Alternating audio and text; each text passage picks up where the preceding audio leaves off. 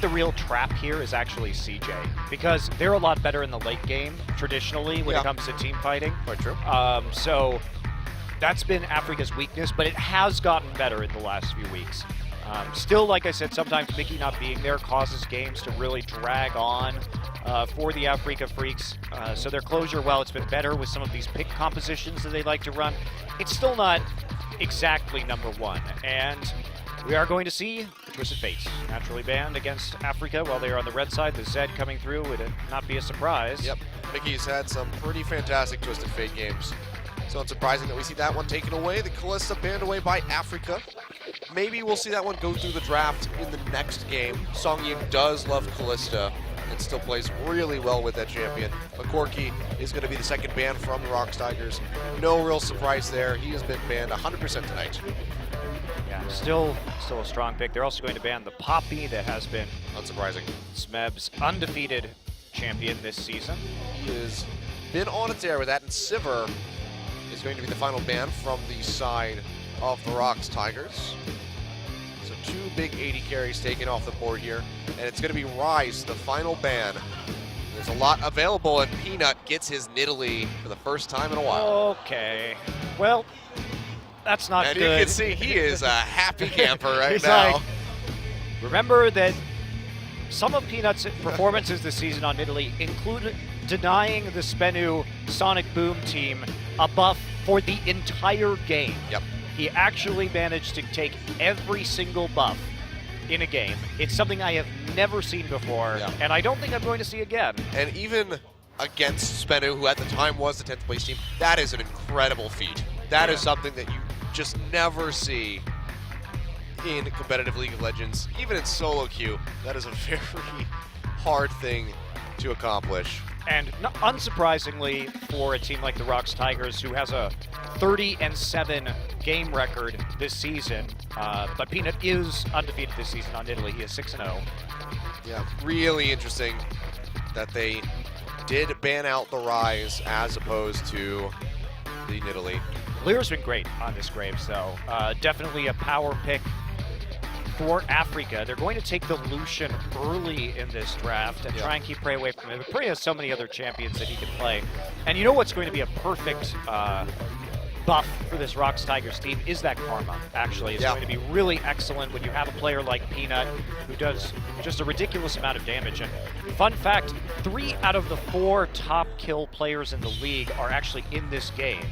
It is Kuro, Songyun, followed by Peanut. They are 2 through 4. Number 1 is Kramer, but he's also played 6 to 7 more games than any of those other guys. So in terms of kills per game, definitely still up there for these other 3, and it's just a testament to how bloody these matches tend to get. Yeah, some fantastic players in this game.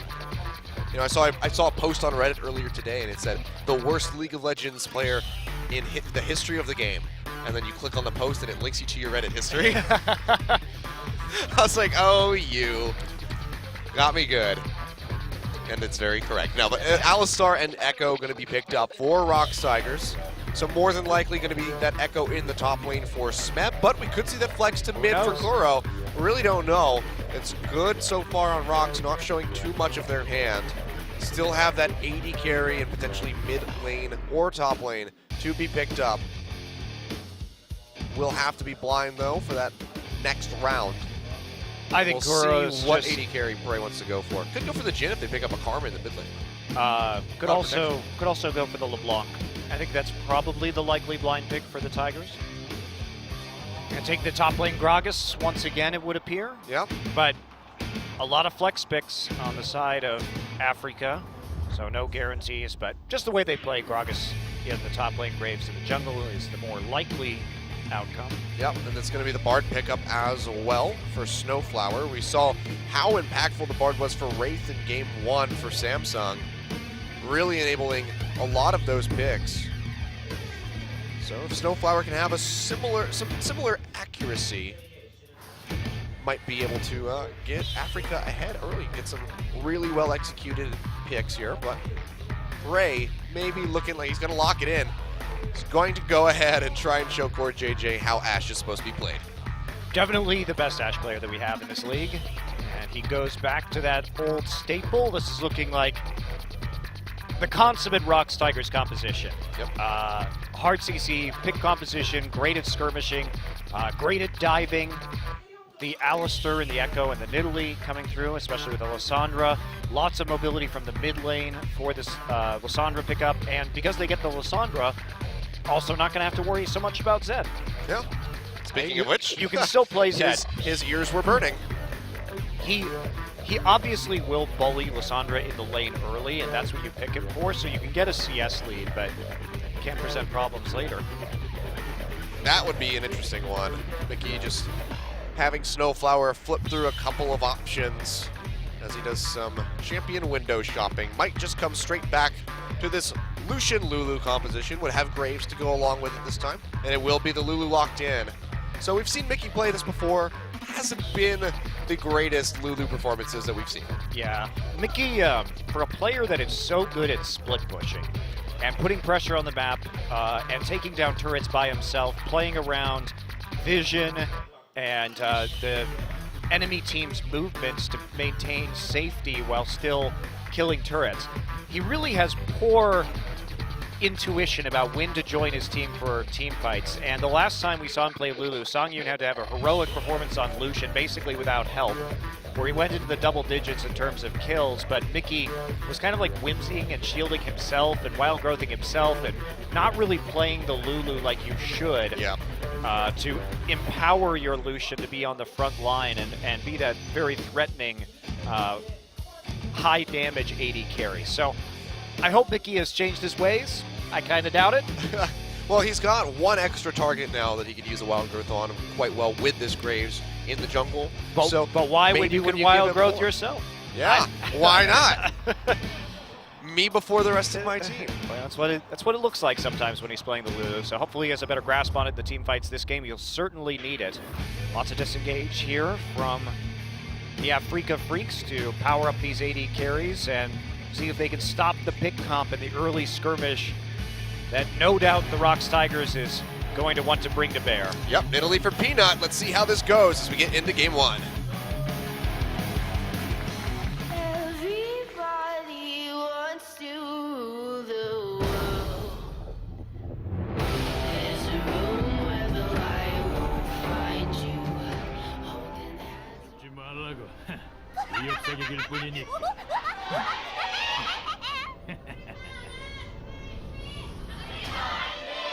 The Africa fans definitely out tonight, trying to see that big upset. And if they could take down ROX, I'm sure their fandom would grow quite substantially. Well, they've taken out pretty much everybody else. Yeah. The second round robin, only losing to SKT, but they beat them in the first round robin. So Yeah, and that was when it was really coming out of left field. yeah, and to the credit of the Afreeca Freecs, remember they started this season 1-6, and they have since gone 7-1 to end at 8-7 and actually be a potential playoff contender. And with their hot streak recently, even if they sneak in at 5th, they still might be very dangerous for an extended playoff run, Yeah. considering that they've beaten most of the teams above them in the standings at this stage. And even if they're a team that doesn't make playoffs, they still have improved so much moving forward into the next split. You never know. We could see these guys resting in the top 5, maybe in the top 4 with how well they've been doing lately. Same for Spenu. Probably not going to be in the top 5, but could be in that 8th or 7th place range with how much they've improved as well with their shot calling. So there's a lot of improvement that's been going on during this season, much more than we've seen in the past from some of these teams. And then there's the Longju problem. And then there's the Longju problem and Kongdu Monster. And CJ is trying to avoid that same level of criticism, but hasn't been doing too well for themselves lately with their performance, and getting locked out of playoffs certainly doesn't help their mentality as they get ready to move forward into the next split. Kongdu has to be really worried too, because MVP is not looking like a slouch in the Korean Challenger scene. Yeah. That team is definitely looking like they have a strong possibility of beating Kongdu in promotion, so a little bit worrisome, I think. Yeah. We'll have to see if the monster has any bite when it's backed into a corner. My guess is not much. We'll have to wait and see. Well, Kuro taking a beating from this Lulu early on, just using that range advantage. Some nice harassment in there. Yeah. This is how we expect this to go, though. Kuro is well versed on this Lissandra, so I don't think we have to worry too much about him in that mid lane. It's going to be the jungle pressure that comes out that could really have some adverse effects.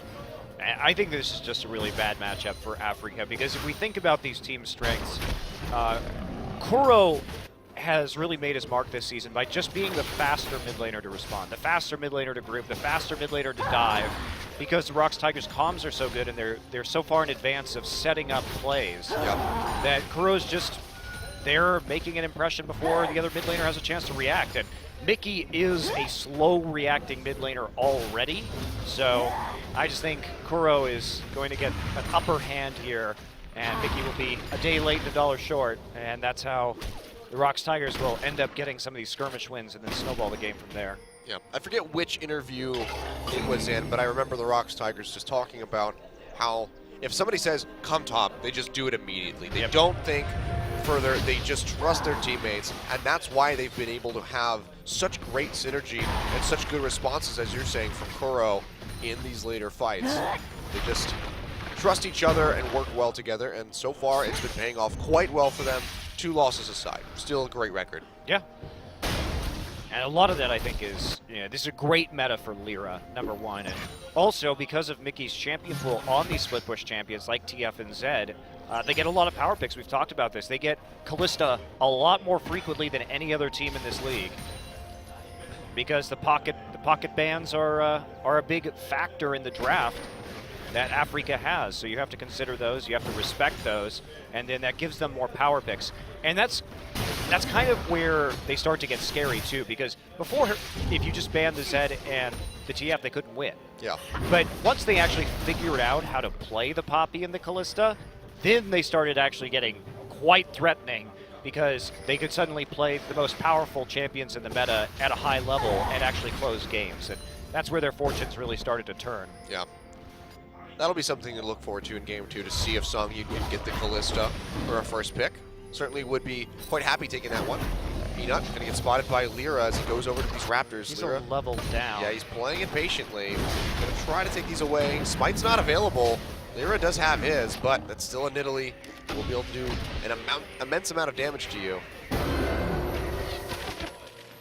On the bot side, looks like Gorilla just getting chunked out. That's a Thunderlord's Bard. He deals a lot of damage. Yeah, this is going to be obviously a tough matchup, because especially in the early levels, Ashe and Alistar are going to have some troubles just due to the burst, that if you get hit by that Thunderlord's Bard, and the double tap from Lucian can be challenging, especially now that the nerfs came through to Alistar's sustain with his Triumphant Roar. Yeah, so, pretty significant ones too. Yeah, makes it a little bit more challenging, but it's all even so far, so Prey doing a good job using that volley to sort of keep them at bay. Yeah. Was sort of hoping we'd see the Jhin come out for Prey, but going for equally immobile AD carry. I think that while Prey's been great on the Jhin, Ashe is just a really good champ for the ROX Tigers playstyle. Oh yeah. Absolutely. Dive you all day, set up the picks. And Prey has proven historically that he has a bit more accuracy with his enchanted crystal arrows. Amazing accuracy. Prey is a bit more hands down the best Ashe player in Korea. A bit more was doing a disservice to him. How dare you do a disservice to Prey? I'm sorry, Prey. So, Witness level 6 is going to come in. Oh, well, that's going to be the engage onto Snowflower. Level 6 not quite here, but a lot of damage still coming through. Peanut going forward with a flash, and that is going to be first blood coming through for ROX Tigers. Cannot follow up onto Songyun. The heal not going to keep his support alive, but that's going to be a lot of summoners burned out by ROX to secure that kill. I'm sure they're still going to be quite happy. They pretty much take an equal amount in return. 3 summoners used in each of this bot lanes duo. Now it's only Peanut not having the flash, but he won't care, getting that first blood yet again. Peanut, it's just crazy, Peanut's first blood contribution. It's so much higher than any other player in this league that right now he sits at 65% first blood contribution. And that's not saying that when the ROX Tigers gets first blood, he's in 65% of them. No, that means he is in 65% of first bloods that happen in ROX Tigers games, whether they get the first blood or not. So he's just an artist when it comes to picking up the first kill of the game. And to put that in perspective, the second highest is Winged from Jin Air at 46%. So 19% more first bloods for Peanut. Just absolutely crazy. He's so good at snowballing his lanes. Yep. And as you said, an artist is a fantastic way to put it for Peanut, especially when he is playing this Nidalee. He hasn't gotten in a really long time now. Yeah, I mean, it's been almost permaban in every single game, not just ROX games, but just games in general. Especially ROX games. Yeah. I think after everybody saw that Spenu performance, they're like, nope. They're like, nah, not going to deal with this. It's not worth the risk. Smeb, though, playing a lot of risk. Does have that ultimate available. Should he have to snap back to it? Can't pull the trigger, though. Knows he would have died either way. But he does lose the flash. Yeah, good gank from Lyra. Very good. Ixu and Lyra making it worth. Both junglers picking up early kills right here. Oh, Koro actually going in onto Mickey. The Wild Growth comes out. Koro still has that Frozen Tomb to lay down. Throws it down. Obviously no cleanse here. Has to flash the wall. Can they follow up? It's not going to happen. So Koro. No, he doesn't know where Graves Yeah. is. So without the top laner being there, smarter not to go in on that. You already won the duel. You're going to force it back into base. Just maintain control over that lane. Gets the flash. Yeah, Worth. Doesn't have to use his own, so now he can just set up for a follow-up instead of taking the risk right there. Peanut can come by once the ultimate is back up and try for a second attempt there. Or at that point where Mickey does not want to TP back into the lane, so will just come back and rely on the Whimsy. Shouldn't miss too much here. Still has a very slight CS advantage at the moment. Now Koro on the return. Peanut gonna get spotted out by the Spooky Ghosts.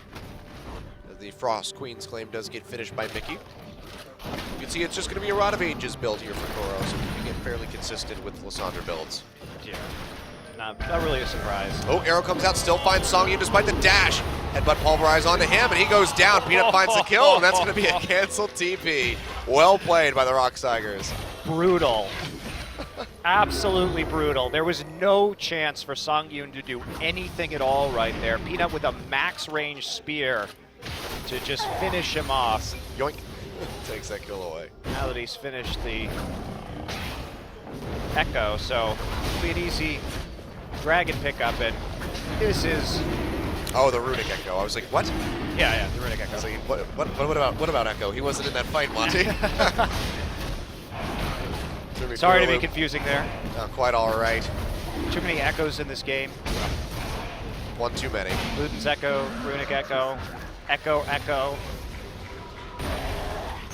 Yep, could complicate things as we go deeper into this game if we see the Runic Echoes. Or the Luden's Echo. God dang, I'm already just getting mixed up with all of these. But we will see the Dragon going down there. About 10.5 minutes for ROX Tigers. And Smeb with some stylistic play with the Echo, just gonna go ahead and zip his way back to lane. Not missing any CS, holds onto the teleport. Smartly played by him. You know, we talk a lot about Smeb because he's just been great this season. Obviously, he's on top of the MVP rankings, but basically in every possible statistical category, Smeb has been an absolute monster. Out of all top laners, he's #1 in CS differential at 10 minutes. He's #1 in gold differential at 10 minutes. He's #2 in damage percentage as a part of his team. Second only to Someday, but ROX has a lot more damage threats than of course KT does, because Fly is mostly a utility mid laner. Yeah. So it makes it even more impressive in that way. He's #1 in damage per minute too. Just crazy. Crazy good season for Smeb right now. You know, I didn't see the end of that LOL Esports poll that you tweeted about just the other day. Did Smeb end up winning, or did Huni find it? I think Smeb edged him out somehow. Okay, good. There are some sane people in the world. Huni's not bad, but he's not Smeb. He's also not in Korea. That too. It's a lot harder to play top lane in Korea than it is in any other region in the world. Quite true. You see though, some world down, some good deep vision here from Afreeca to the bottom jungle of ROX Tigers. Not going to be looking for any kind of dive here. be a pretty dangerous one. Enchanted Crystal Arrow plus the Headbutt Pulverize combo from Gorilla would disable you for long enough that that tower does some serious damage. You can see how reluctant Songyun and Snowflower are to move forward right now, especially Snowflower has to be extra careful. He's quite squishy, and Peanut shows up, that is just going to be him dying if he gets hit by an arrow at all. Yeah. Be very bad times for you. See though, Skirmisher Saber for Peanut, whereas the Tracker's Knife still coming through from Lyra, so not going to be matching that dueling potential. He's going for the deeper vision. As you can see, he has gotten some deep vision in that jungle and now feels safe to go ahead and clear out 2 of the camps away from Peanut. I really like this this jungle matchup because both Lyra's ascent and his ability to output damage on this Graves has been a major part of the Afreeca Freecs' success in the second half of this season. And you can see already picking up a kill for himself off of the nice gank and coming out with an advantage. Oh man, cool. Arrow not going to show up. Yep, just harassing him. Let him put the fear of the Enchanted Crystal Arrow in him right there. But that's one of the things about the engage that this composition has. If you're hit by that headbutt pull combo, it's guaranteed arrow. Yeah, it's bad. It's just handed to you on a silver platter. Accuracy not required. But yeah, just forcing Songyun to drink all those cups of cocoa. Maybe the thought is they'll make him keep drinking all of them and he has to go back to base to use the restroom. It opens up some pressure for him to take the turret at the bot side. Maybe they think he's just going to get fat over time. That's really slow. Yeah. I feel like it'll take you Hello? quite a long... Yeah, what Hello, is... Mickey, can you TP to mid, please? Okay, It's guess like, not. you know, I could, but I don't want I need that TP for stuff later. To not join my team for these fights. It's very important that I hold on to this. Wow, well, Peanut had the right read there. If he's not going to show up, just walk up and auto the turret as Nidalee until you take the mid lane. It was a good read even by Gorilla to roaming up, just waiting in that brush. So even if Mickey did go for the TP, they were set up for the dive. It was a win-win situation for the ROX Tigers. Yeah, especially since he was level 6. So yeah, I think Mickey, to be fair to Mickey, he probably saw that Gorilla was not actually in the bottom lane right there and was scared of the possibility that he could just get dove if he TP'd in. We'll go with that. It's a reasonable fear. Indeed. Lyra still keeping up the pressure, though. Goes back in, takes away a little bit more of Peanut's jungle. We can see he's stretched a decent CS lead, 94-77. Still doing good on this Graves, but still have yet to see him in a true fight where that skirmish potential is going to have to come to a head for Afreeca Freecs to get ahead. Yeah, the difference is Peanut has been making plays on objectives and getting an extra kill in there too, so it's not like he's behind. Yeah, Gold should be pretty even. Very nice. Oh, Songyun. Messing up your CS. Not a good situation to be in, having both of your players in the bottom lane dying already. Gorilla with a really early distortion enchantment. Yeah, wow. He's going straight for that roam. How many flashes can he get in? Oh, well, there's going to be one pulverize. Arrow comes out. Songyun able to juke it out, but has to use the flash. Gorilla not going to get stunned up by the Cosmic Binding. Uses the Alistar ultimate, however. Takes a significant amount of damage. Bard ultimate not going to connect. They're on the road down. Gorilla's still quite low. Going to go for the ward as they throw out the Scrying Orb here. Does not get spotted, I don't think. This is dangerous for them. This definitely could be a dive. They throw out the Hawk shot. It's not going to spot him. So this could be a pretty treacherous setting dive. up for a TP. Yeah, they don't have the Bard ultimate though, but the TP's coming through. Gorilla already getting the pulverize onto Songyun. Right, almost going down. He will fall. Snowflower finds the kill, but Songyun gonna die as well as Koro roams down with that frozen tomb. Gorilla dies, however. Now it's just Koro all on his lonesome. He's gonna get popped. Mickey finds the kill, and just like that, 3 kills over to Afreeca, just losing Songyun for it. They should be able to pick up this tower and the dragon. Wow, so right there, that little fight, nice setup, and we wondered about Mickey. He was there with the TP that time to go ahead and help out his team, and a great read by the Freecs. They saw that the 2 ults were down. Prime diving bait, that Alistar and that Ashe. They don't have those ults available. Didn't even matter that the Bard ultimate had already been used. Smeth is going to get the top turret for it, though. And nice setup, should have been telegraphed. We see the TP coming in from Echo. He actually gets into that bottom lane right there, but Smeb actually has to ult his way back into the top side of the map before he died under that turret too. So that's what happened. Got there for a little bit of damage, but couldn't actually prevent several members of his team from dying. And a great strike back there from Afreeca as Prey misses that arrow. So really good response. And that's what we've come to expect from these teams in the early game, is they will take chances and they will take these dives, both of them. Yep. Just good on Afreeca, having those wards in that bottom side jungle, and ROX not thinking enough to really cover their hindsides. Yeah, and Peanut just wasn't there. A great setup, great reaction, and that's going to be some more turret trading right here eventually. That's going to be the Rift Herald, as well as some pressure onto that top tower. Likely going to be the tower going down, which will give Afreeca Freecs a gold advantage here in this match. They're behind in the turret race though, and Peanut already here with Kuro. It's going to be a 4-man pressure onto the tier 2, and we're going to see a bit of a base race, Achilleos. Well, Smeb sticking around in that bottom side, actually getting engaged on a little bit. You're going to take a bit of damage though. Yeah, really hard to dive that Echo though, so it's smart of him to stay there to see if he can clear out stuff with a time winder. Peanut now racing into the mid lane. Kuro on the return too, so actually ROX Tigers able to get a tier 2 turret out of that. Afreeca did get the Dragon and the Rift Herald though, after that dive went down in the bottom side. So both teams trading fairly evenly right now.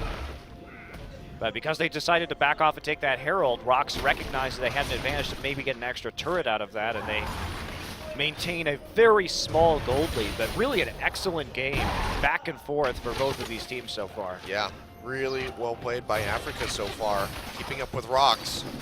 Just inching their nose out ahead of them for a brief period of time, but still just a couple hundred gold separating these teams at the moment. I think the main fear for ROX is that they don't have the most damage with this composition in the late game. Compared to Lucian, Graves, obviously Nidalee, to do the most damage has to be in Cougar form. Otherwise, you're just waiting on spear cooldowns to throw them out with the poke. And Lissandra going to fall off when it comes to damage. Ashe, not the biggest damage AD carry out there, especially compared to Lucian. And that means that an even gold score is going to favor Afreeca as long as they can group properly. And again, that's been the thing that has eluded them even in their long chain of wins that they've managed to put together here.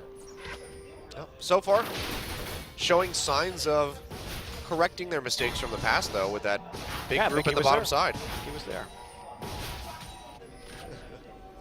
Mickey was there. That's just... He did it. We're going to have to recap every single fight. Was Mickey there? That's why they lost. Oop. Yeah, Lyra not going to get caught out there. Could have been a pick coming out, but don't want to commit. Don't know where the rest of the team is. Yeah, they didn't have the necessary information to reliably make that. Well, ROX now setting up for a 1-3-1 split. Actually, it looks like Kuro will be... No, he's not going to recall. He's going to stick there. Well, they throw out the arrow. Looks like it was evaded by Snowflower, taking a magical journey. Not able to get that catch, and just 300 gold separating these two teams. Second Dragon hasn't yet come up for either of them. Would be the third overall. And now we're going to get that point of the game where we don't make nearly as many risks because it's just too damn close to do so. After 30 minutes, that's where you can lose the game from one team fight. Yep. Makes it, you got to play that more risk-averse style. Oh. Lyra tries to play catch with a javelin. Does so successfully.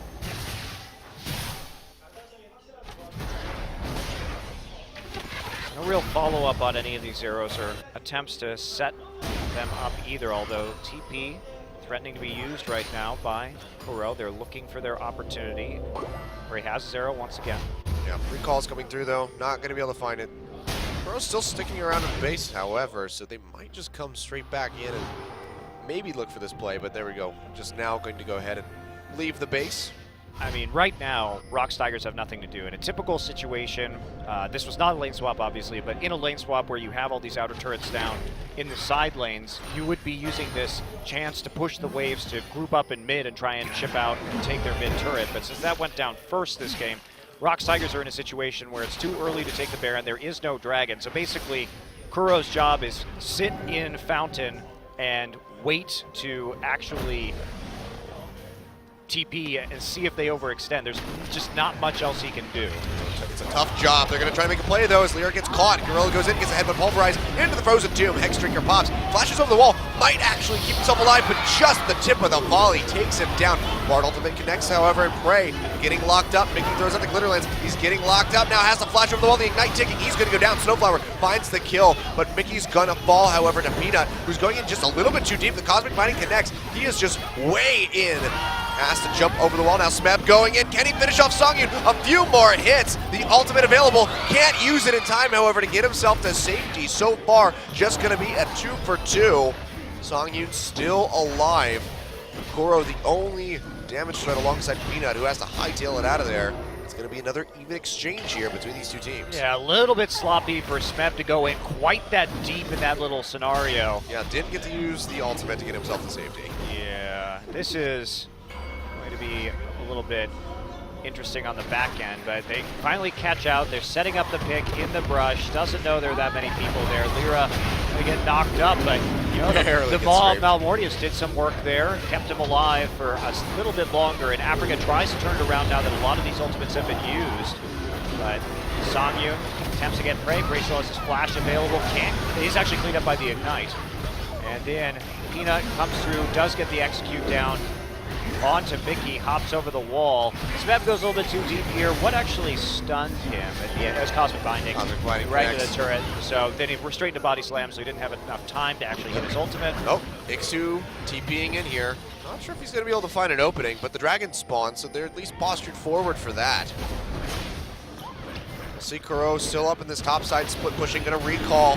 Try to go for the teleport. I don't know if he has enough time to do this, however, as the dragon's already below half HP. It's gonna get confirmed by Lyra. Nice Cosmic Binding onto Prey. Ixu goes in deep, throws out the cast. Wild Ghost comes through. Prey taking a lot of damage, has to kite back. Gorilla just gonna be the sacrificial Minotaur for the time being, but Snowflower is still hot on the chase. They do get Prey. Ixu finding the kill. Smeb takes the Cosmic Binding, gets slowed up, has to run, but there's no tower here for him.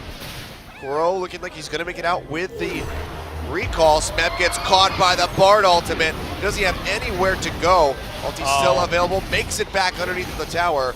It should be safe for the time being, but it's still 2 members plus the dragon going down in favor of Afreeca Freecs. Yeah, and they took that fight. Ashe is very vulnerable against this composition when the people are low, of course, because they got a lot of disruption and a lot of ways to get on top of you, especially with that Lulu Whimsy, because Songyun can really get in your face on the Ashe and try and burst you down.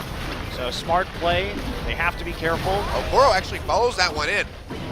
This is the Frozen 2 onto himself. They pop up Ixu. Can they finish him off? However, goes up the glacial path. They cannot follow. Peanut not able to connect the spears either. Smeb coming in on the sidelines. Colin gets thrown out. He's taking a lot of damage. Here comes the arrow. Both of them just dashing away in synergy with each other. Now Lyra trying to fire back. No collateral damage quite just yet. Just gets it off cooldown. But not going to be able to find any kills out of that one. And ROX just getting outplayed here by Afreeca.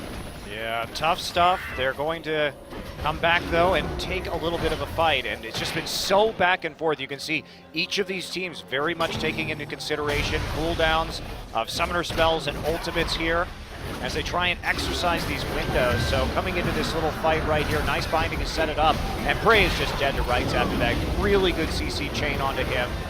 Then Ixu, obviously with the wild growth there, not really a threat. Smeb can't get over the wall in time to actually stun Ixu with the parallel convergence. Does get slowed up a little bit by that Iceborne Gauntlet. And then trying to escape under this turret, gets another parallel convergence up right here to stun out Ixu. And that lands absolutely at the perfect time. He gets the phase dive, or the flash actually, back over to get the shield and the stun, prevents the follow-up from Ixu, and it allows him to escape underneath that turret. Yep. Then we have that stiff little exchange in the mid lane where Ixu also was able to get out. So 8-5 now, kills in favor of Afreeca, but still only 1,500 gold ahead of ROX. I still really disagree with this Phantom Dancer on Lyra. Especially against a pick composition, like having that Sterix can actually save your life. And the Phantom Dancer, not so much.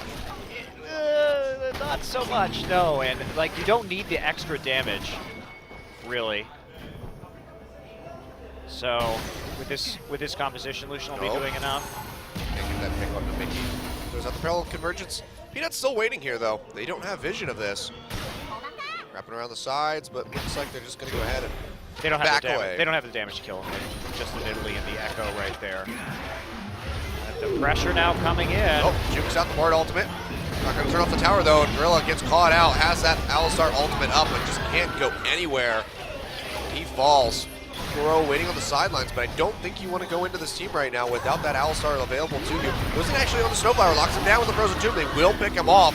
Iksu going to be in the front. Kuro gets knocked away, has to flash over the wall. Lyra really going to follow. Initial path comes through, that should take Kuro to safety. Meanwhile, Mickey has to flash the wall. Peanut goes in and takes him out.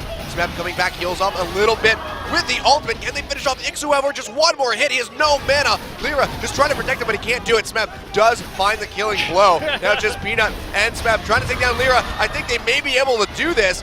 I Next don't trigger know. gets Here popped. comes Kuro. Peanut, here comes Kuro. Can he lock him in? He does. Smeb gonna stay alive, gonna get the kill, and now they even it up 10-10.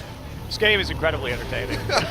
Absolutely is. Many movement abilities. Everybody just juking absolutely everywhere around the map, using flash over walls, having to follow.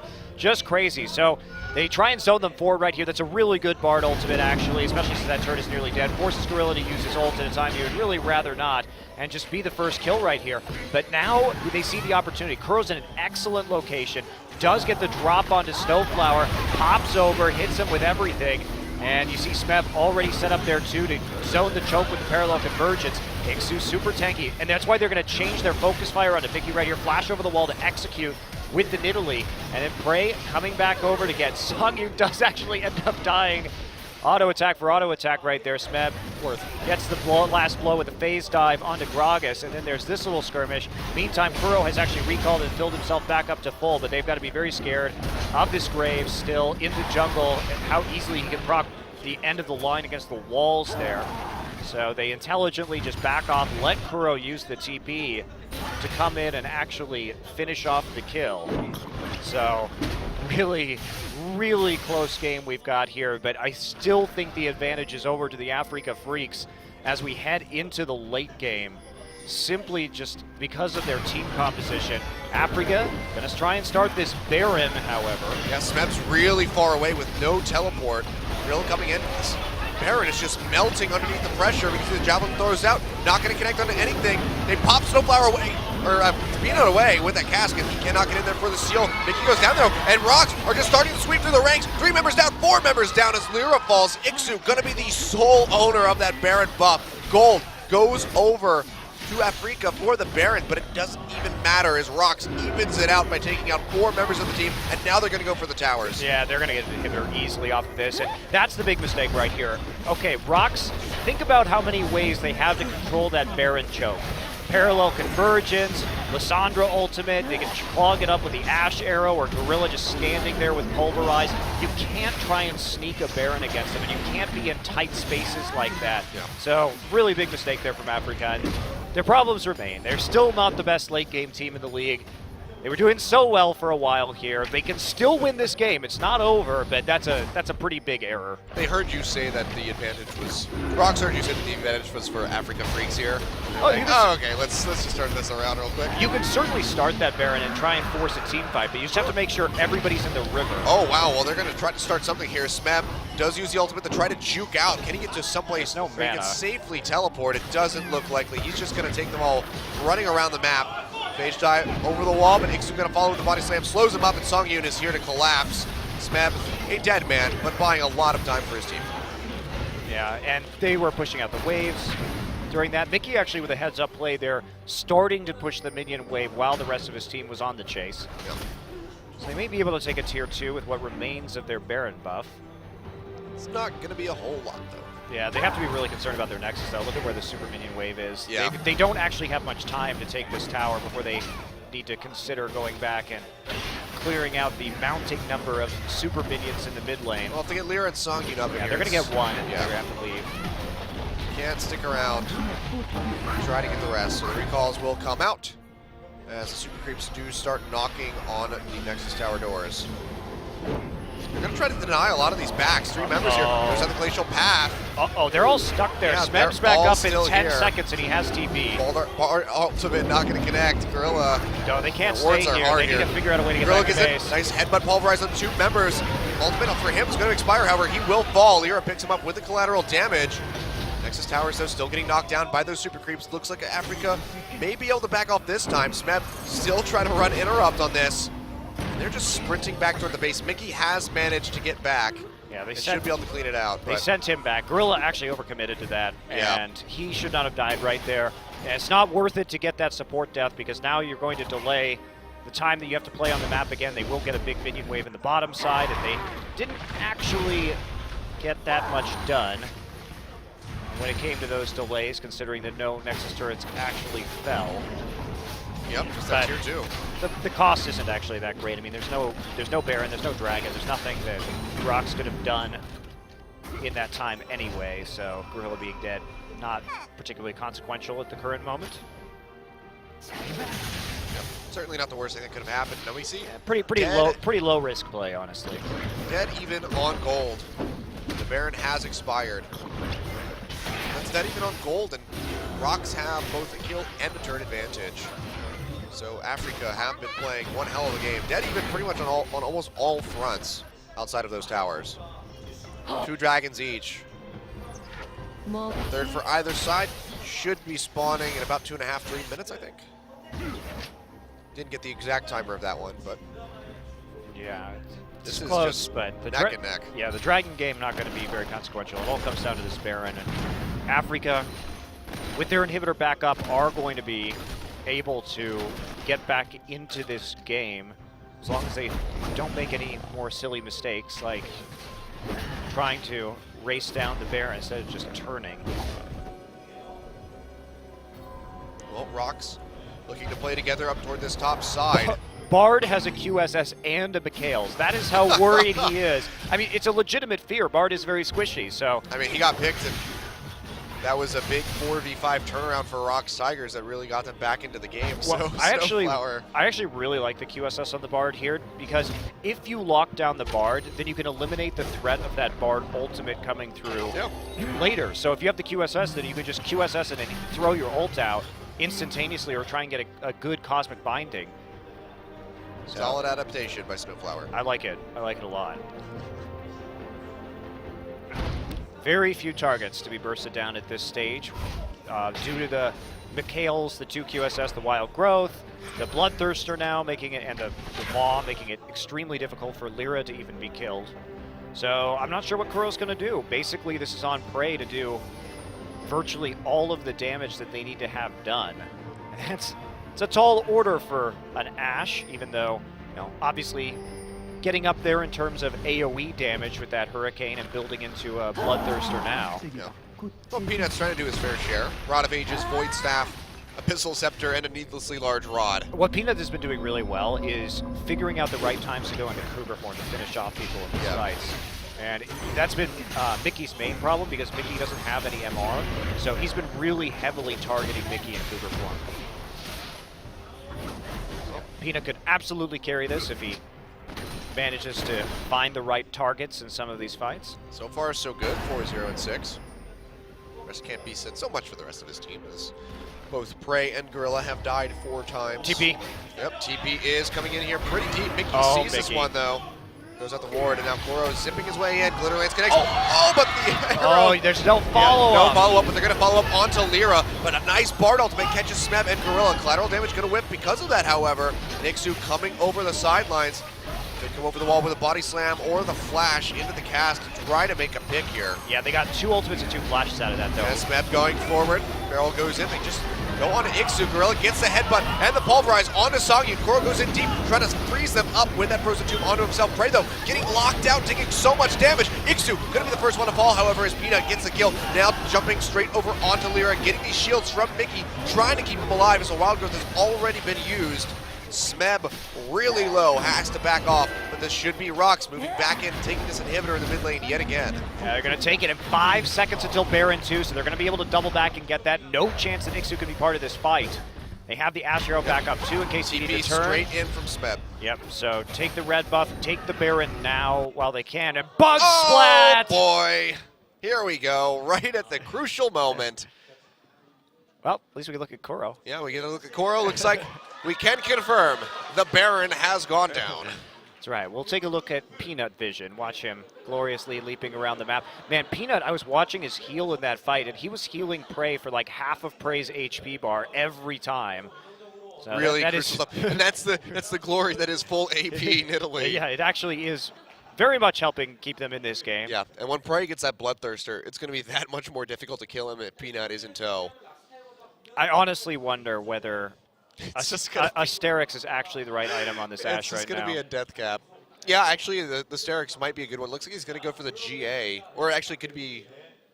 I think it's going to be the GA here. Maybe the QSS to try to get out of the Bard stuns.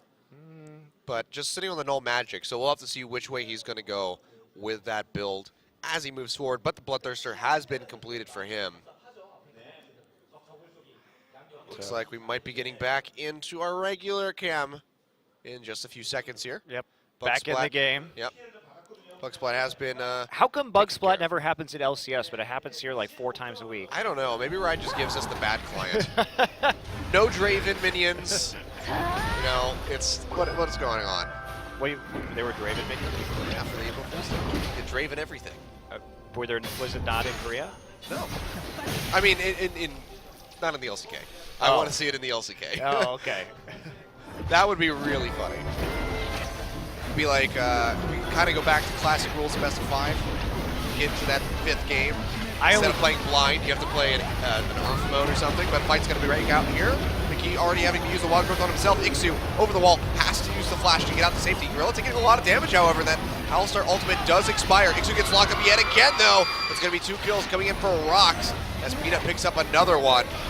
Smeb going in deep, trying to be that really tanky Echo, but just going to peel back, take down that tower, likely be able to get this inhibitor as well. Snowflower has to flash to get to safety. And looks like Afreeca, final stand here, could just take out this other inhibitor. Oh, wait. It's a bug. Yeah, that inhibitor is still dead in the mid lane. Definitely is still dead. Yep. And we're going to see another TP in here from Kuro, coming back with some more HP. Yeah, Baron empowered minions working their way onto these Nexus towers. Parallel convergence comes out just to segregate Afreeca away from their own turrets. Snowflower doesn't go down. No, he doesn't, but Peanut will fall. I think that's his first death in this game. Songyu doing what he can, but he gets locked up by the Frozen Tomb. Kuro has to use the Zonius to keep himself alive. Enchanted Crystal Arrow goes wide. Nexus exposed. It's going to go down. ROX Tigers, after a nail-biter of a game, take down Afreeca Freecs for game 1. That was actually a really good game of League of Legends. Afreeca made some mistakes around that Baron, but otherwise played a pretty solid game. And ROX Tigers scrambling to get back into that one. Prey doing his best to stay alive in those team fights despite all the disruption that was getting thrown at him. Both teams playing really well. Snowflower's Bard was quite good.